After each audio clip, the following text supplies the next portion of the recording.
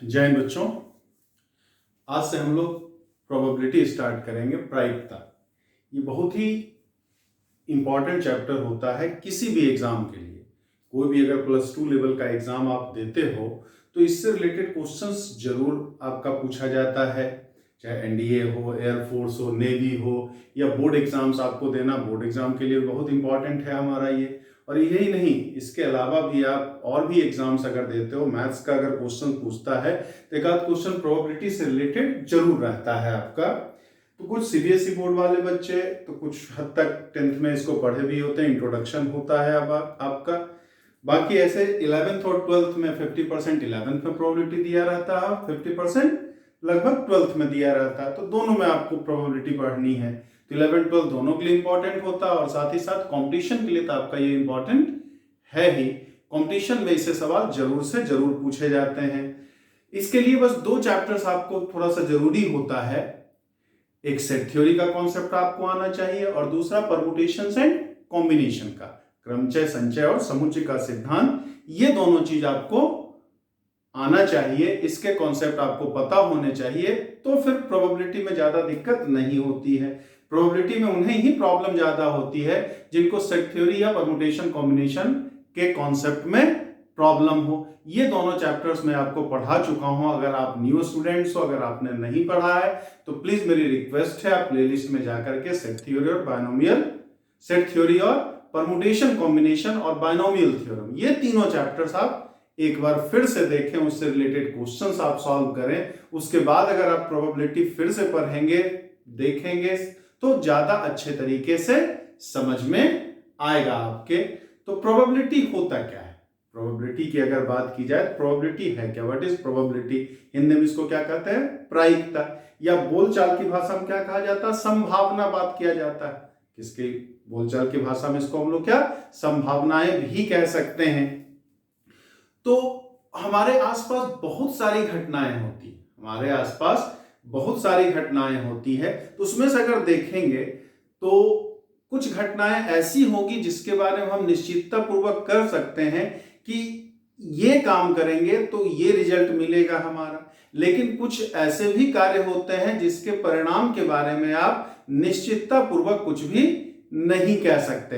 हाँ, कुछ संभावित परिणामों में से कोई एक परिणाम होता है हमारा। ठीक, जैसे कि अभी बाहर बादल ही है, मान लीजिए आज के दिन में बाहर बादल है, तो कोई जरूरी नहीं है कि बरसात होगी या नहीं होगी। बरसात हो भी सकती है और नहीं भी हो सकती है, दोनों चीजें हमारा। ये जैसे कि चौक है, इसको मैं ऊपर उछालूं तो ऊपर उछालने के बाद हमें उछालने से पहले ही बता सकते हैं कि ये नीचे आएगा ही आएगा, इसमें कोई संभावना व्यक्त करने की जरूरत नहीं है। लेकिन बाहर बादल है तो बारिश होगी या नहीं होगी वो संभावना ही व्यक्त की जा सकती है। डायरेक्ट कुछ श्योरिटी के साथ कुछ बता पाने की स्थिति में हम नहीं है। बहुत बार दिन भर बादल रहता है, बारिश नहीं होती है। कभी कभी क्या है, बादल नहीं है, 10 मिनट के अंदर बरसात होने लगती है, बादल होकर के बरसात होने लगती है। तो वहां क्या है, संभावना व्यक्त कर सकते हैं। लेकिन इसके बारे में डस्ट चौक को अगर आप ऊपर फेंक रहे हैं तो इससे संभावना व्यक्त करने की नौबत नहीं है। ये हम फेंकने से पहले पता है कि ये नीचे आएगा ही आएगा हमारा। तो इसके बारे में निश्चितता पूर्वक कुछ कह सकते हैं। तो कुल मिलाकर के प्रोबेबिलिटी का डेली लाइफ में बहुत यूज है। जितने भी रिसर्च, जेनेटिक्स में जितने रिसर्च होते हैं, ठीक, कि पिताजी किसी के, आपके पीढ़ी के अगर पुराने गंजे हैं, बाल कम है उनका, ठीक, तो कहा जाता है जेनेटिकल प्रॉब्लम है, ये अनुवांशिक रोग है, बच्चे में भी कम होगा ही होगा बाल। ठीक, तो इसी पर रिसर्च चलता रहता है। उसकी संभावनाओं को कम करने की कोशिश की जाती है, उसकी संभावनाओं को कम करने की कोशिश की जाती है आपका। ठीक, जैसे आप अनाउंसमेंट आप सुनते हो, वेदर फोरकास्ट जो होता है आपका, ठीक, मौसम का जो पूर्वानुमान होता है, वो सबका सब क्या होता है, प्रोबेबिलिटी के बेस पे ही होता है। प्रायिकता के हिसाब से उसको निर्धारित किया जा सकता है हमारा। तो ये तो हुआ प्रोबेबिलिटी। हम लोग पढ़ते क्यों है? प्रोबेबिलिटी का डेली लाइफ में बहुत ज्यादा इस्तेमाल आपका होता है। जैसे आज की डेट में संभावना की सटीक होने लगी है कि हाँ कहीं आंधी तूफान आ रहा है, तो पहले से हम तैयारी अपना कर लेते हैं और नुकसान को कम से कम करने की कोशिश की जाती है। तो इसमें आपको सबसे पहले जो पढ़ना होता है, एक्सपेरिमेंट क्या होता है। एक्सपेरिमेंट क्या होता है हमारा? एक्सपेरिमेंट एक्सपेरिमेंट क्या है? क्रिया जिसको कहते हैं, इसको क्या कहें हम? क्रिया कहें। तो experiment is an operation which gives well defined results. कोई भी ऐसा काम, कोई भी ऐसा ऑपरेशन जो कुछ सुपरिभाषित परिणामों में से कुछ परिणाम देता है, वेल डिफाइंड रिजल्ट्स देता हो हमारा, वो क्या कहलाता है? एक्सपेरिमेंट कहलाता है। एक्सपेरिमेंट को हम लोग दो भाग में बांटते हैं। एक्सपेरिमेंट को हम लोग दो भाग में बांटते हैं। एक होता है डिटर्मिनिस्टिक एक्सपेरिमेंट, ये क्या होता है? Deterministic experiment. और दूसरा जो होता है वो रैंडम एक्सपेरिमेंट होता है। तो डिटर्मिनिस्टिक एक्सपेरिमेंट हम किसको कहते हैं? ऐसा एक्सपेरिमेंट, डिटर्मिनिस्टिक एक्सपेरिमेंट वो एक्सपेरिमेंट है जिसके रिजल्ट्स के बारे में ऑपरेशन करने से पहले हम बता सकें, जो जिसके रिजल्ट्स के बारे में ऑपरेशन करने से पहले ही हम बता सकें कि ये काम करेंगे, ये ऑपरेशन करेंगे तो हमें ये रिजल्ट मिलेगा। जैसे कि जितना भी लैब में आप प्रैक्टिकल करते हो, लैब में आप एक्सपेरिमेंट करते हो, तो एक्सपेरिमेंट जैसे मर्जी हो वैसे नहीं करते हैं। वहां पे हमें रिजल्ट्स के बारे में थ्योरी में पढ़ चुके होते हैं कि हाँ सोडियम और क्लोरीन को मिलाएंगे, इतनी आती है, सोडियम क्लोराइड बनेगा हमारा, NaCl बनेगा हमारा। ये तो नहीं होता है कि लैब में जाकर के जिसको जहां मर्जी हो, जिस केमिकल को उसमें बना करके देखते हैं क्या होता है, देखते हैं क्या संभावना होती, बहुत सारी संभावना, चलो आग भी लग सकता है, कुछ भी हो सकता है, तो जैसे मर्जी हो वैसे, ऐसा नहीं होता है। रिजल्ट्स के बारे में हमें पता होता है, तब जाकर के हम क्या वो एक्सपेरिमेंट करते हैं। तो लैब में जितने भी हम एक्सपेरिमेंट कर रहे हैं वो सबका सब क्या है? डिटर्मिनिस्टिक एक्सपेरिमेंट है। ठीक, ये चौक को हमने ऊपर फेंका, ठीक, तो इस चौक को ऊपर गटने का जो फेंकने का जो एक्सपेरिमेंट है वो क्या है? हमारा डिटर्मिनिस्टिक एक्सपेरिमेंट है। क्योंकि इन सब के रिजल्ट्स के बारे में हमें पता है, इन सब के रिजल्ट के बारे में हमें पता है कि ये काम करेंगे तो इसका ये परिणाम मिलेगा, ये रिजल्ट मिलेगा हमारा। ठीक, दूसरा होता है क्या? Random experiment. दूसरा क्या होता है? रैंडम एक्सपेरिमेंट होता है। Random experiment, random experiment. Random experiment क्या होता है? इसको हम लोग क्या यादृच्छिक घटना कहते हैं, हिंदी में इसको क्या कहते हैं? यादृच्छिक घटना। तो ऐसा एक्सपेरिमेंट, ऐसी क्रिया जिसके परिणाम के बारे में निश्चित पूर्वक कुछ ना कहा जा सके। ठीक, एक ही परिस्थितियों में अगर क्रिया को बार बार दोहराएं तो हर बार परिणाम क्या हो? अलग अलग हो। हर बार परिणाम क्या हो? अलग अलग हो। एक ही एक्सपेरिमेंट को सिमिलर कंडीशंस पे रिपीट करने से रिजल्ट सेम ना हो, ऑपरेशन सेम हो, कंडीशन सेम हो, बस बट रिजल्ट वैरी भी कर सके, वैरी भी कर सकता है हमारा। तो उस केस में वो एक्सपेरिमेंट क्या है? रैंडम एक्सपेरिमेंट कहलाता है। जैसे कि एक ही परिस्थिति में एक सिक्के को अगर बार बार उछाले, एक सिक्के को पहली बार उछाले, हेड अगर आएगा, ठीक, तो उसी सिक्के को फिर दूसरी बार उछाला जाए तो कोई जरूरी नहीं है कि हेड ही आएगा, कोई जरूरी नहीं है क्या है? हेड ही आएगा। हेड भी आ सकता है, टेल भी आ सकता है हमारा। फिर तीसरी बार उछाले तो फिर हेड टेल कुछ भी आ सकता है। तो इतना तो हमको पता है कि सिक्के को उछालेंगे, कॉइन को टॉस करेंगे तो हेड या टेल में से ही कुछ आएगा हमारा। लेकिन क्या आएगा जब तक हम देख ना लें, बता पाने की स्थिति में नहीं होते। बरसते कि भाई वो शोले वाला सिक्का ना हो। अगर आपने शोले मूवी देखी है तो उसमें अमिताभ बच्चन बार बार एक कॉइन को टॉस करता है, एक सिक्के को उछालता, हर बार वो जीत जाता है। तो क्या है? 22 कॉइन था हमारा, ठीक, उस कॉइन में दोनों तरफ क्या हेड ही था, तो हर बार वो ऐड बोलता था, उसे पता है कि कुछ भी करेंगे, कुछ किधर भी गिरे, आना हेड ही है हमारा। हम फेयर कॉइन की बात करें, 22 कॉइन की बात नहीं कर रहे हैं, मतलब ईमानदारी का खेल चल रहा हो। तो अगर ईमानदारी की बात, फेयर कॉइन हो हमारा, तो कॉइन को हम टॉस करेंगे, जब तक देख ना लें हेड आया है कि टेल आया है, बता पाने की स्थिति में नहीं रहे। ऐसा नहीं कि इसके बारे में हम रैंडम एक्सपेरिमेंट के बारे में कुछ बता ही नहीं सकते हैं, बताया जा सकता है, लेकिन निश्चितता पूर्वक कुछ नहीं बताया जा सकता है हमारा। ठीक, वहां क्या है? कुछ संभावित परिणामों में से हमारा कुछ कोई ना कोई परिणाम आएगा। कुछ रिजल्ट्स, गिवन रिजल्ट्स में से इतना पता है कि हेड या टेल, लेकिन उन दोनों में से क्या होगा वो देखना होता है आपको। तो ये होता है डाई को थ्रो करें, एक पासे को फेंका जाए, तो ये तो हमें पता है, ये तो हमें पता है कि 1 आएगा या 2 आएगा या 3 आएगा या 4 आएगा या 5 आएगा या 6 आएगा। 1 से 6 के बीच में कुछ ना कुछ आएगा। लेकिन जब तक आप डाई को थ्रो ना कर ले, नीचे गिर ना जाए, देख ना ले, ये बता पाने की स्थिति में हम लोग नहीं होते हैं कि क्या आया है हमारा, क्या आएगा। हाँ, इतना पता है कि 1 से 6 के बीच में कुछ ना कुछ आएगा हमारा, लेकिन क्या आएगा वो देखने के बाद ही पता लग सकता है हमारा। ठीक है, तो एग्जाम अगर आप देते हैं पास फेल दोनों हो सकते हैं। कोई आदमी पापा बनने जा रहा है, ठीक, तो लड़का का भी पापा बन सकता है, लड़की का भी पापा बन सकता है हमारा। इतना पता है कि लड़का या लड़की में से किसी का पापा बनेगा, लेकिन किसका बनेगा ये जब तक बन ना जाए तब तक ये बता पाना पॉसिबल नहीं है।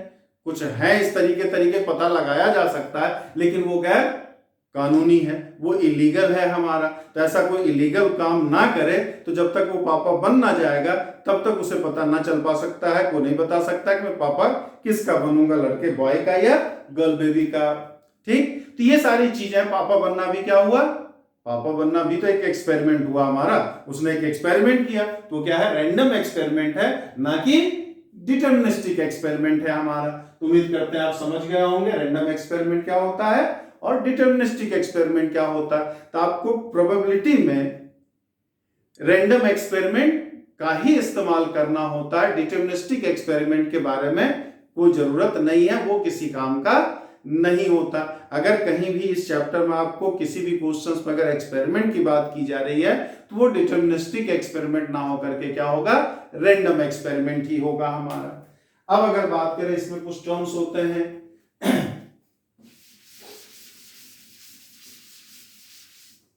तो सबसे पहले इसमें आता है sample space. Sample space, sample space क्या होता है हमारा, इसको हिंदी में क्या कहते हैं, प्रतिदर्श समष्टि कहा जाता है। इसके नोट्स हिंदी और इंग्लिश दोनों में आपको दिए जा चुके हैं। तो सोल्जर्स डिफेंस एकेडमी के टेलीग्राम चैनल पे आप चले जाएंगे। अगर आपके फोन में टेलीग्राम चैनल इंस्टॉल नहीं है तो पहले आप टेलीग्राम चैनल इंस्टॉल कीजिए। हिंदी और इंग्लिश दोनों में इसके नोट्स, थ्योरेटिकल कॉन्सेप्ट और साथ ही साथ प्रॉब्लम्स, मतलब असाइनमेंट, आंसर, वो सब कुछ आपका दोनों मीडियम में अवेलेबल करा दिया गया है। इसलिए मैं डेफिनेशन वगैरह नहीं लिख रहा हूं, यहाँ केवल समझाते आपको जा रहा हूं। आप उसको क्या है, नोट्स को आप पढ़ेंगे तो चीजें आपको समझ में आएंगी। तो सैंपल स्पेस की बात करें तो यहाँ प्रतिदर्श समष्टि। तो प्रतिदर्श समष्टि क्या होता है, sample space of a random experiment is the collection of all possible outcomes of the experiment. किसी भी रैंडम एक्सपेरिमेंट में जितनी भी चीजें संभव हो सकती, उस एक्सपेरिमेंट को करने में जो जो संभावना है, जिस जिस चीज की होने की संभावना है, उन सबको अगर मिला दिया जाए हमारा, उन सब का कलेक्शन बना करके एक सेट कर दिया, सेट लिया बनाया जाए, तो वो सेट ही उस रैंडम एक्सपेरिमेंट का क्या कहलाता है, सैंपल स्पेस कहलाएगा, प्रतिदर्श समष्टि कहलाएगा। जैसे अगर हम एक कॉइन को टॉस करें, तो एक अगर कॉइन को टॉस करते हैं, सैंपल स्पेस को इन जनरली एस से डिनोट करते हैं, तो उस केस में कॉइन को टॉस करते हैं तो या तो हेड आएगा या तो टेल आएगा। हेड और टेल के अलावा और कुछ आने की संभावना तो है नहीं, दोनों वही दो संभावना है। यही क्या हो गया, एक कॉइन को टॉस करना, एक सिक्के को उछालना क्या है, रैंडम एक्सपेरिमेंट है। उस रैंडम एक्सपेरिमेंट में दो ही संभावनाएं हैं, या तो सिक्के पे हेड आएगा या तो टेल आएगा। तो एच को हमने हेड आना माना, टी को हमने टेल आना माना, यही दो चीज संभव है। यही क्या हो गया, इसका सैंपल स्पेस हो गया आपका। दो कॉइन को अगर टॉस करें, दो सिक्के को अगर उछाला जाए आपका, तो दो सिक्के को उछालेंगे तब क्या क्या आ सकता है, हेड हेड आ सकता है, हेड टेल हो सकता है, टेल हेड हो सकता है और टेल टेल हो सकता है। इसके अलावा तो और कोई चीज कभी संभव नहीं है हमारा। यही चार तरीके से घटना घटित तो हो सकता है, यही चार संभावना है हमारा। यही क्या हो गया, दो कॉइन को टॉस करना भी एक सैंपल स्पेस हो गया हमारा। ये उस सैंपल स्पेस, सॉरी, ये उस रैंडम एक्सपेरिमेंट का क्या है, सैंपल स्पेस है हमारा। फिर तीसरी बात करें, अगर एक डाई को थ्रो करते हैं, एक पासे को फेंका जाता है, तो एक पासे को अगर फेंकते हैं तो क्या क्या संभावना बनती है, या तो एक आएगा, दो आएगा, तीन आएगा, चार आएगा, पांच आएगा या छह आएगा। क्या आएगा ये तो नहीं बता सकते, लेकिन इतना तो हमें पता है कि 1 से 6 के बीच में कुछ ना कुछ आएगा हमारा। तो डाइस को थ्रो करने के केस में, रोल करने के केस में, ये उस रैंडम एक्सपेरिमेंट का क्या हो जाएगा, सैंपल स्पेस हो जाएगा हमारा। ठीक, तो इतनी चीजें उम्मीद करते हैं। सैंपल स्पेस क्या होता है, प्रतिदर्श समष्टि क्या होता है, आप समझ गए होंगे अच्छे से, कोई दिक्कत नहीं होनी चाहिए। मतलब कुल मिला के रैंडम एक्सपेरिमेंट अगर हम कर रहे हैं तो उसमें जो जो पॉसिबिलिटी है, जो जो चीज संभव हो सकता है, उन सब के कलेक्शन को हम उसका क्या कहेंगे, सैंपल स्पेस कहते हैं। फिर आता है इवेंट।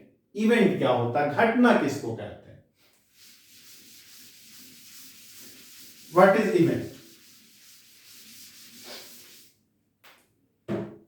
तो अगर इवेंट की बात करें हम, घटना, तो any subset of sample space, any subset of sample space is called an event. Any subset of sample space is called an event.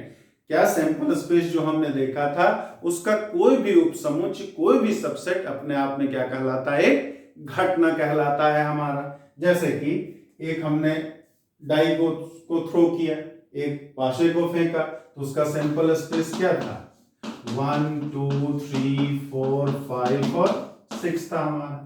उम्मीद करते हैं सेट सभी पहले आपने पढ़ा होगा, या यहाँ मैं पढ़ा चुका हूं आपको। तो सबसेट क्या होता है आपको पता है। तो अगर हमने इवन लिया 1 3 5, तो ये इवन क्या है, एस का सबसेट है हमारा, तो ये क्या होगा, एक इवेंट होगा। E2 हमने लिया 2 4 6, ये भी क्या होगा, इवेंट होगा। E3 हमने लिया क्या 1 2, ये भी इवेंट है। E4 हमने लिया 5 6, ये भी इवेंट है। E5 हमने लिया 1, E6 हमने लिया 3। तो ये सब के सब क्या है, एक हमने डाइस को थ्रो कर रहे हैं, एक पासे को फेंक रहे हैं, तो उस पासे को फेंकना क्या हुआ, एक रैंडम एक्सपेरिमेंट हुआ हमारा। उस रैंडम एक्सपेरिमेंट का क्या हो गया, ये सैंपल स्पेस हो गया, प्रतिदर्श समष्टि हो गया हमारा। अब ये सब E1 E2 E3 E4 E5 E6 सब के सब क्या है, S के सबसेट है, उपसमुच्चय है। तो ये सब का सब क्या है, एक घटना है हमारा। ये सब का सब क्या है, एक इवेंट है हमारा। इवन क्या है, ऑड नंबर आने का इवेंट है, विषम संख्या आने की घटना है। E2 क्या है, 2 4 6 है हमारा, ये क्या है, सम संख्या आने की घटना है। ठीक। E3 क्या है, 1 2 है, तो लेस देन 3 आने का इवेंट है हमारा। E4 क्या है, 5 6, तो ग्रेटर देन 4 आने का इवेंट है, 4 से अधिक आने की घटना। E5 क्या है, केवल 1 ही है हमारा, तो 1 आने की का इवेंट है हमारा। E6 क्या है, 3 है केवल इसमें, तो पासे फेंकेंगे तो उसमें 3 आने की घटना है हमारा। तो कोई भी सबसेट जो सैंपल स्पेस का होगा वो क्या कहलाता है, इवेंट कहलाता है, एक घटना कहलाता है हमारा। फिर हम लोग एक कॉन्सेप्ट जानते हैं क्या, phi is the subset of any set. ये हम लोग सेट थ्योरम कॉन्सेप्ट में पढ़ा था कि फाई मतलब क्या, नल सेट हमारा, रिक्त समुच्चय हो गया। तो null set is the subset of every set. किसी भी समुच्चय का रिक्त समुच्चय जो होता है वो उपसमुच्चय होता है। रिक्त समुच्चय किसी भी समुच्चय का उपसमुच्चय है हमारा। तो phi is also subset of S. अगर सबका सबसेट है तो एस का भी तो सबसेट होगा हमारा, सैंपल स्पेस का भी सबसेट होगा। और हमने क्या पढ़ा, any subset of sample space is called simple event, sorry any subset of sample space is called an event. Sample space का कोई भी सबसेट क्या कहलाता है, एक इवेंट कहलाता है। इट मींस फाई भी क्या होगा, एक इवेंट होगा हमारा। तो phi is null event. Null event या इसी को क्या कहते हैं, इम्पॉसिबल इवेंट कहते हैं। क्या कहा जाता है, इम्पॉसिबल इवेंट कहा जाता है। इम्पॉसिबल इवेंट मतलब क्या, असंभव घटना। हिंदी में इसको क्या कहेंगे आप, असंभव घटना कहेंगे। असंभव घटना मतलब क्या, जैसे आपके क्लासरूम में अगर कहें तो वैसे बच्चे की चुने जाने की घटना जिसकी 4 आंखें हो, तो आपके क्लास में कोई ऐसा बच्चा हो ही नहीं सकता जिसकी 4 आंखें हो। एक पासे को फेंके और कहें हम 7 आने की घटना, तो पासे को 1 से 6 तक ही आ सकता, 7 तो कभी आ नहीं सकता हमारा। तो ये सब जो घटनाएं होंगी वो क्या होंगी, असंभव घटना होगी, उसको कैसे डिनोट करेंगे हम? फाई से डिनोट करेंगे आप। फिर क्या होता है? Every set is subset of itself, every set is subset of itself. हर समुच्चय अपने आप का उपसमुच्चय होता है। तो यहां एस भी तो क्या होगा? S is also subset of S. S खुद क्या होगा? एस का सबसेट होगा। तो एस जो होगा, S is called sure event कहते हैं। इसको क्या कहेंगे हम? श्योर इवेंट कहेंगे, अवश्य संभावी घटना। इसको क्या कहेंगे हम? अवश्य संभावी घटना कहेंगे। ये क्या है? इम्पॉसिबल इवेंट, और एस क्या है? श्योर इवेंट है हमारा। इतनी बात समझ में आ गई, उम्मीद करते हैं सबको।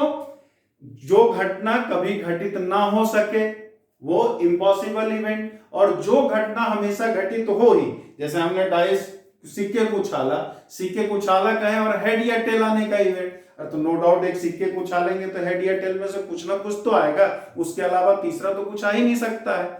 एक पासे को फेंकने में कहें 1 से 6 आने की घटना, तो 1 से 6 आने की घटना क्या हो जाएगी? अवश्य संभावी घटना हो जाएगी, श्योर इवेंट आएगा। क्योंकि अब पासे को आप जिंदगी भर चाहे जितना बार फेंके, हर बार 1 से 6 के बीच में ही कुछ ना कुछ नंबर आएगा हमारा, सिर्फ इंटीजर आएगा। 6 से ज्यादा या 1 से कम तो आ ही नहीं सकता। ये सब हमारा क्या हो गया? श्योर इवेंट हो गया, अवश्य संभावी घटना हो जाएगा हमारा। फिर आते हैं सिंपल इवेंट पे, साधारण घटना। तो सिंपल इवेंट क्या होता है? साधारण घटना क्या होता है? Any subset of the sample space, any subset of the sample space which contain only one element, which contain only one element. हमारा कोई भी सैंपल स्पेस प्रतिदर्श समष्टि का कोई भी ऐसा उपसमुच्चय क्या, जिसमें केवल सदस्यों की संख्या 1 हो, जिसमें केवल सदस्यों की संख्या 1 हो, उसको हम क्या कहते हैं, या उसको आप क्या कहेंगे? साधारण घटना कहेंगे, सिंपल इवेंट कहेंगे। जैसे ये और ये है हमारा 5 1 आने का घटना, और ये भी 3 आने का घटना। या E7 हम लोग ले लें, 5 आने का इवेंट, या E8 ले लें हम, 6 आने का इवेंट। तो E5 E6 E7 E8 ये सब का सब क्या है? हमारा सिंपल इवेंट है, साधारण घटना है। तो कुल मिला के कोई भी ऐसा उपसमुच्चय जिसमें सदस्यों की संख्या केवल 1 हो, उसको हम क्या कहेंगे? सिंपल इवेंट कहेंगे, साधारण घटना कहेंगे। फिर आता है आपका कंपाउंड इवेंट। फिर क्या आएगा आपका? कंपाउंड इवेंट, मिश्रित घटना। फिर क्या कहेंगे उसको? कंपाउंड इवेंट या मिश्रित घटना। तो द इवेंट या the subset of the sample space which contain 2 or more than 2 elements, sample space का ऐसा उपसमुच्चय, प्रतिदर्श समष्टि का ऐसा उपसमुच्चय जिसमें सदस्यों की संख्या 2 या 2 से ज्यादा, जिसमें सदस्यों की संख्या 2 या 2 से ज्यादा हो, उसको क्या कहते हैं? हम कंपाउंड इवेंट कहेंगे। जैसे ये और E1 E2 E3 E4 सबके सब क्या है? ये कंपाउंड इवेंट है। सबके सब क्या है? ये कंपाउंड इवेंट। ये 3 तरीके से है, इसमें 3 एलिमेंट है, इसमें 2 एलिमेंट है, इसमें 2 एलिमेंट है हमारा। तो ये सब क्या है? हमारा कंपाउंड इवेंट है। कुल मिला के ऐसा सबसेट जिसमें केवल 1 एलिमेंट हो, सिंपल इवेंट, और सैंपल स्पेस का ऐसा सबसेट जिसमें 2 या 2 से ज्यादा, या कुल मिला के 1 से ज्यादा एलिमेंट हो, 1 से ज्यादा सदस्य हो, उसको आप क्या कहेंगे? कंपाउंड इवेंट या मिक्स्ड इवेंट कहेंगे आप। फिर आता है equally likely events. Equally likely events, समसंभावी घटना। हिंदी में उसको क्या कहेंगे आप? समसंभावी घटना कहेंगे। तो इक्वली लाइकली इवेंट्स किसको कहते हैं आप? Equally 2 subsets of the sample space which contain equal number of elements.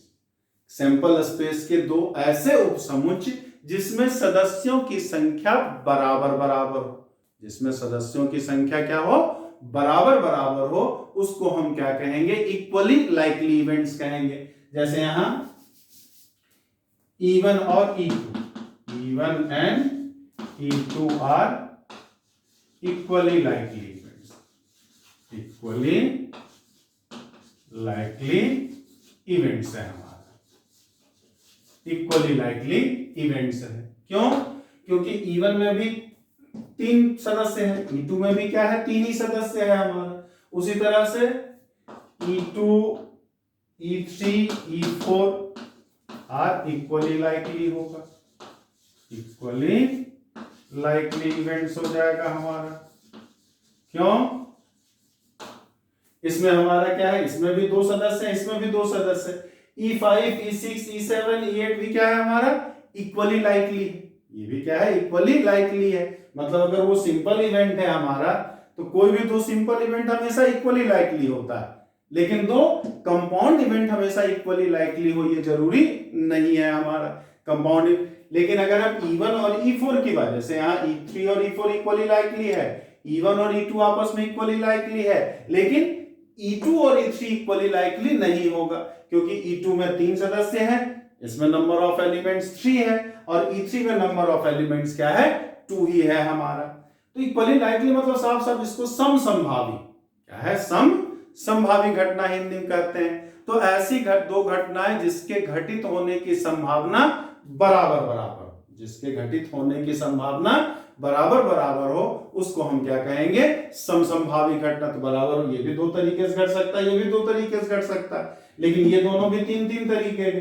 लेकिन E1 तीन तरीके से और E4 दो तरीके से, तो E1 और E4 इक्वली लाइकली नहीं होगा, E2 और E5 इक्वली लाइकली नहीं हो सकता है हमारा। तो उम्मीद करते हैं इक्वली लाइकली क्या होता है ये आप अच्छे से समझ गए होंगे। फिर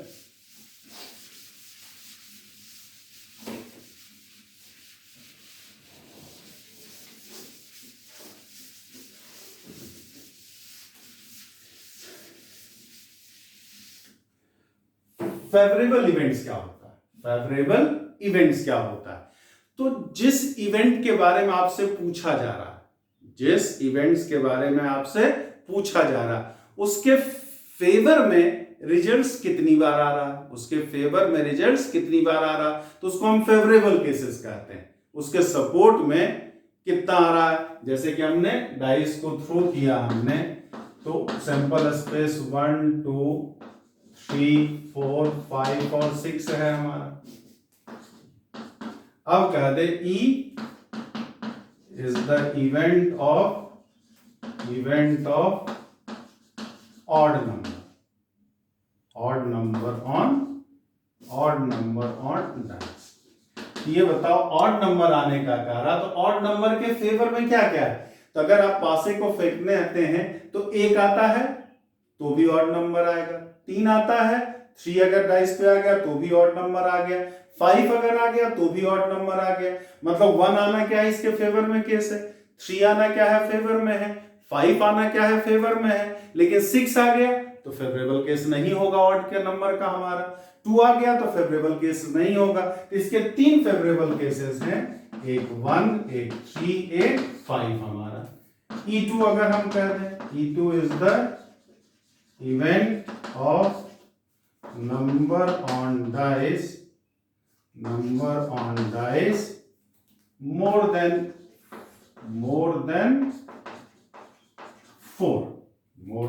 4 की बात करें तो 4 से ज्यादा आने का कह रहा है। तो 4 से अगर पासे को आप फेंक रहे हैं तो 4 से ज्यादा क्या हो सकता है, इसके फेवर में केस क्या हो सकता है, या तो 5 आ जाए तब 4 से ज्यादा आएगा, या 6 आ जाए तब आ जाएगा, 6 से ज्यादा तो आ नहीं सकता। तो इसके फेवर में 2 ही केसेस है, एक हमारा 5 और दूसरा 6, 5 और 6 के अलावा और कुछ कभी नहीं आ सकता है हमारा। तो जितना भी जिस इवेंट के बारे में हमसे पूछा जा रहा है, जिस घटना के बारे में कहा जा रहा है, एक्सपेरिमेंट करने पर वो घटना कैसे कैसे हो सकता है, कितने प्रकार से घटित तो हो सकता है हमारा, तो वो उसका क्या कहलाता है, अनुकूल परिस्थिति कहलाता है। अनुकूल परिस्थिति मतलब उसी क्या कहेंगे, फेवरेबल केसेस कहेंगे हम। तो उम्मीद करते हैं ये ऑड नंबर मतलब 1 3 5 इवन नंबर का था तो 2 4 6 अगर आता तब उसके फेवर में होता, 4 से ज्यादा है तो 5 6, अगर कहता 3 4 से कम का तो 4 से कम 1 आता तब उसके फेवर में होता, 2 आता तब उसके फेवर में होता, 3 आता तब उसके फेवर में आता हमारा। ठीक, फिर आता है क्या, एग्जॉस्टिव केसेस। एग्जॉस्टिव केसेस हमारा, तो एग्जॉस्टिव केसेस क्या होता है, निःशेष परिस्थिति उसको कहते हैं, उसको हिंदी में क्या कहते हैं, निःशेष परिस्थिति कहा जाता है। तो एग्जॉस्टिव केसेस मतलब ये हो गया कि किसी भी सैंपल स्पेस में जितने पॉसिबल आउटकम्स होंगे, जितने पॉसिबल आउटकम्स होंगे हमारे, ठीक, सारे केसेस को मिला करके वो बनना चाहिए, सारे केसेस को मिला करके वो बनना चाहिए हमारा।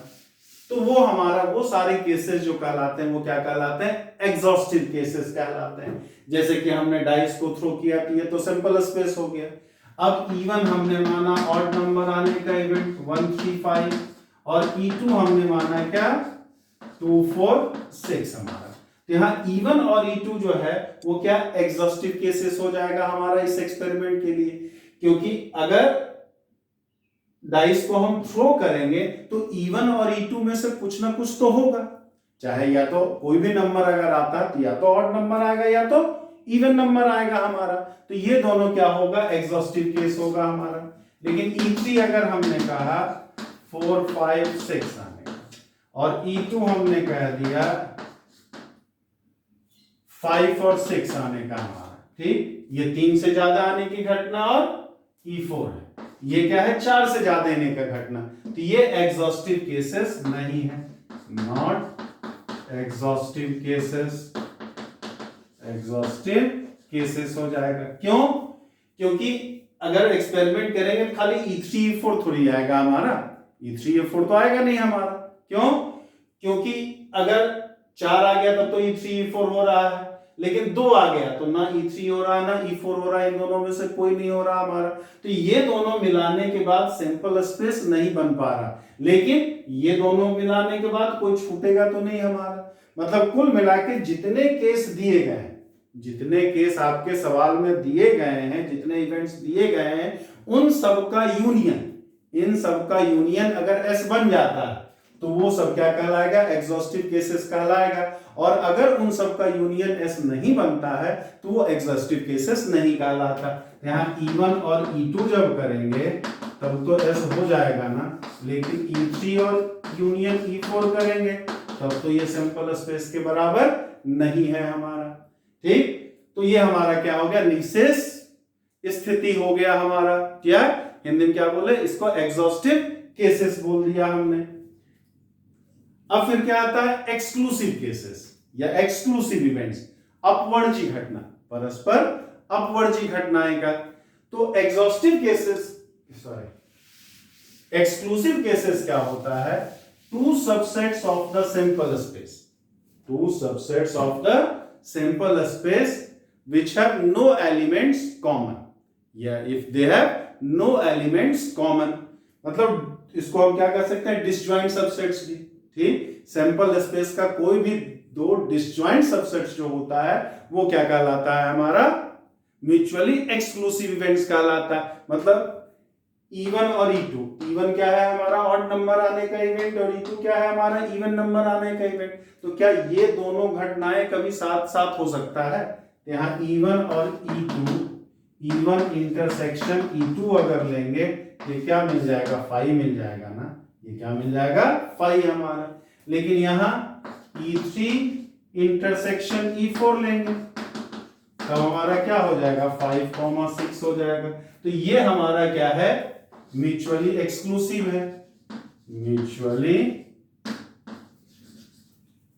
एक्सक्लूसिव इवेंट, एक्सक्लूसिव इवेंट है हमारा। लेकिन ये नॉट म्यूचुअली एक्सक्लूसिव है, म्यूचुअली एक्सक्लूसिव है हमारा। दो या दो से ज्यादा, ठीक, कोई भी अगर दो ऐसा इवेंट जिसका इंटरसेक्शन हमारा 5 हो, दोनों में कोई कॉमन एलिमेंट ना हो, म्यूचुअली एक्सक्लूसिव होगा। और एक भी एलिमेंट अगर कॉमन हो जाए तो वो क्या कहलाता है हमारा, नॉन परस्पर अपवर्जी घटनाएं वो नहीं कहलाएगा आपका। ये म्यूचुअली एक्सक्लूसिव एंड एग्जॉस्टिव है, म्यूचुअल परस्पर अपवर्जी भी है और निःशेष भी है हमारा, दोनों मिलाकर के यूनियन भी हो जाता। ये हमारा म्यूचुअली एक्सक्लूसिव सॉरी, ये क्या है, ना तो म्यूचुअली एक्सक्लूसिव है और ना ही एग्जॉस्टिव है हमारा। तो उम्मीद करते हैं ये सारे डेफिनेशंस जो है वो आप अच्छे से समझ गए होंगे। अब हम लोग बात करते हैं प्रोबेबिलिटी क्या होता है, किसी घटना की संभावना होता क्या है, प्रोबेबिलिटी क्या होता है, निकालते कैसे। तो क्या होता है, किसी भी इवेंट के संभावनाओं को, पॉसिबिलिटी को मैथमेटिकली कैलकुलेट करना, गणितीय रूप से गणना करना ही क्या कहलाता है, प्रायिकता कहलाता है। ठीक है, किसी भी घटना के संभावनाओं को गणितीय गणना ही क्या कहलाता है, प्रायिकता कहलाता है। Mathematically calculation of possibilities is called, possibility of an event is called probability of that event. तो probability of event E, probability of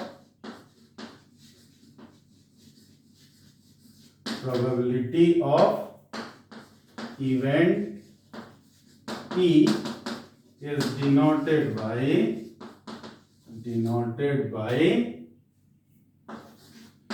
P of E, by P of, इसको हम लोग क्या कहते हैं, probability of the event E, and probability of event E is equal to number of E upon number of S। तो number of E मतलब क्या, जिस इवेंट की आपसे प्रोबेबिलिटी पूछ रहा है, तो इवेंट मतलब क्या हो गया, any subset of the simple space हो गया। और नंबर ऑफ E मतलब क्या, उस सबसेट का कार्डिनल नंबर क्या है, मतलब उस उपसमुच्चय में जो घटना दिया जा रहा है, जिस घटना की संभावना पूछा जा रहा है, वो एक उपसमुच्चय होगा, सिंपल स्पेस का सबसेट होगा हमारा। तो उस सबसेट में कितने नंबर ऑफ एलिमेंट्स है, उसमें सदस्यों की संख्या क्या है, और उसको डिवाइड किससे करते हैं, number of elements in simple space, मतलब उस एक्सपेरिमेंट में कुल घटना कितने तरीके से हो सकता है। ठीक, तो किसी भी घटना का जो प्रायिकता होता है, किसी भी इवेंट का प्रोबेबिलिटी जो होता है, it is the ratio of number of favourable cases of the event to the number of total cases of the event. जिस घटना की संभावना हमें पता करना है, जिस घटना की संभावना हमें पता करना है, उसकी अनुकूल परिस्थिति क्या है, उसके फेवर में कितने केसेस है हमारा, वो घटना कितने तरीके से हो सकता है, और उसको डिवाइड किससे करेंगे, उस क्रिया को, उस ऑपरेशन को जो हम कर रहे हैं, जो रैंडम एक्सपेरिमेंट कर रहे हैं हमारा, उस एक्सपेरिमेंट में कुल इवेंट, कुल घटनाएं कितने तरीके से हो सकता है हमारा, तो उसका जो रेशियो होगा वही उस इवेंट का क्या कहलाता है, प्रोबेबिलिटी कहलाता है, प्रायिकता कहलाता है। जैसे अगर हम कहें क्या, एक डायरेक्ट हमने क्या, पासे को ही फेंका, पासे को फेंका तो एस हमारा क्या हो गया, 1 2 3 4 5 6 हो गया हमारा। तो नंबर ऑफ एस यहां कितना हो गया हमारा, 6 हो गया। अब अगर हमसे पूछे probability of odd number, probability of odd number on dice, तो ऑड नंबर क्या है, तो ऑड नंबर कितने से तरीके से आ सकता है, तो ऑड नंबर आने का इवेंट अगर हम कहें, तो ऑड नंबर हमारा कितने तरीके से, 1 3 और 5, ये 3 तरीके से आ सकता है। तो फेवरेबल केसेस इसका जो कितना हो गया, इसका फेवरेबल केसेस जो हो गया वो कितना हो गया, 3 हो गया हमारा। ठीक, तो प्रोबेबिलिटी ऑफ ई यहां जो हो जाएगा वो क्या हो जाएगा, 3/6 मतलब 1/2। मतलब अगर एक डाइस को अगर हम थ्रो करते हैं, एक पासे को फेंका जाता है, तो उस पासे पर विषम संख्या आने की संभावना क्या हो जाएगी, 1/2। यही अगर कहें 4 से ज्यादा आने का इवेंट, ठीक, एक अगर डाइस को थ्रो करते हैं, E2 हमने मान लिया क्या, मोर देन 4 का, more than 4 on dice, on, तो मोर देन 4 की बात अगर कर रहे हैं, तो मोर देन 4 मतलब क्या, 5 और 6 हमारा। तो यहां पर E2 हमारा क्या हो गया, नंबर ऑफ E2 हमारा क्या हो गया, 2 हो गया। 2 ही तरीके से आ सकता है, पासे को अगर फेंकेंगे तो 4 से ज्यादा, ये 5 आए तब होगा, या 6 आए तब होगा। तो उस केस में प्रोबेबिलिटी ऑफ E2 हम क्या कह देंगे, 2/6 मतलब कि 1/3 है। E3 अगर हमने कह दिया 1 ऑन डाइस, 1 आने, तो इसमें 1 तो केवल बस एक ही तरीके से आ सकता है ना, क्या है, 1 तो केवल एक ही तरीके से आ सकता है हमारा, तो नंबर ऑफ E3 हमारा क्या हो गया, यहाँ 1 हो गया, तो प्रोबेबिलिटी ऑफ E3 जब लेंगे तो क्या आ जाएगा, 1/6 आ जाएगा हमारा। उम्मीद करते हैं कुल मिला के क्या है कि किसी इवेंट की अगर प्रोबेबिलिटी आपको निकालना है, संभावना निकालना, प्रायिकता निकालना है आपको, तो कुल मिला के आपको ये देखना है कि जिस एक्सपेरिमेंट को किया जा रहा है, सबसे पहले आप टोटल केसेस पे ध्यान देंगे, ठीक, कुल कितने तरीके से घटनाएं घटित हो सकता है, पहला काम तो ये करना है। और दूसरा काम फिर देखना है किस घटना की हमसे संभावना पूछा जा रहा, प्रायिकता पूछा जा रहा, तो वो क्या कहलाता है, उसके फेवर में कितनी चीजें, उसके फेवर में कितने केसेस बन रहे हैं। तो फेवरेबल केसेस को नंबर ऑफ टोटल केसेस से डिवाइड करने पे जो भी रिजल्ट मिलता है वही उस इवेंट का क्या कहलाता है, प्रोबेबिलिटी कहलाता है। अब फिर मेरी रिक्वेस्ट है कि आपको नंबर ऑफ फेवरेबल केसेस और नंबर ऑफ टोटल केसेस निकालने के लिए आपको परमुटेशंस, कॉम्बिनेशंस यानी कि क्रमचय और संचय की जरूरत होगी। तो अगले लेक्चर से पहले, मतलब कल का लेक्चर जाने से पहले एक बार आप जरूर से परमुटेशन, कॉम्बिनेशन और सेट थ्योरी को रिवाइज जरूर कर लें। ये दोनों चैप्टर्स आपके प्लेलिस्ट में पड़ा हुआ है, उसको आज ध्यान से आप देखिए, जिससे कि इससे रिलेटेड हम लोग क्वेश्चंस कर सकें। साथ ही साथ हमने नोट्स इसके ऑलरेडी, फिर मैं बता रहा हूं, टेलीग्राम चैनल पे दे दिया हूं, उसको आप ज्वाइन कीजिए। Telegram channel soldiers defence academy के नाम से ही है। उसमें आपकी इसकी पीडीएफ फॉर्म में थ्योरी से लेकर के क्वेश्चंस तक सब कुछ उसमें पीडीएफ फाइल उसकी दी गई है, तो उसको लगाइए, उसका बेनिफिट उठाइए। जय हिंद, जय भारत।